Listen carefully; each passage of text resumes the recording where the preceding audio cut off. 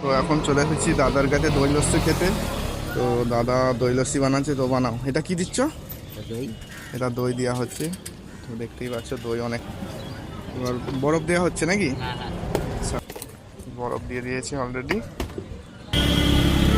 তো এবার ওটা কি দেওয়া হচ্ছে? নুন। বিট নুন দেওয়া হচ্ছে, তার চিনি। চিনি।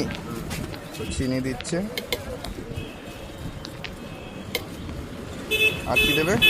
কাজু কিশমিশ। আর কাজু কিশমিশের পেস্ট করা আছে, ওটা দেওয়া হচ্ছে। তো খুবই ভালোভাবেই বানাচ্ছে। তো জলজিরা। জলজিরা, তো জলজিরার পাউচ অলরেডি রাখা আছে দাদার কাছে স্টকে। জলজিরা একটা গোটা পুরো দিয়ে দেওয়া হলো। এবার মিক্সার গ্রাইন্ডারে মিক্স করে নেওয়া হবে এটাকে।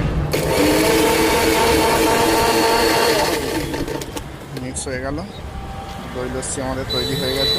এটা কি দেওয়া হচ্ছে? জল। জল কলসির খুব ঠান্ডা জল দেওয়া হলো এর মধ্যে, ফ্রেশ জল একদম। আর একবার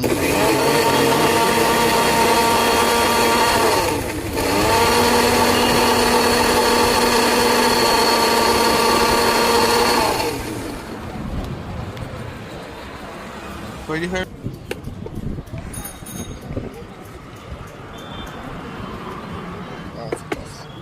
তো উপরে আবার একটু জলজিরা দিয়ে দিচ্ছে যাতে টেস্টটা আর একটু ভালো হয়। খুবই ভালোভাবে দাদা বানিয়ে দিয়েছে, তো খেয়ে দেখি।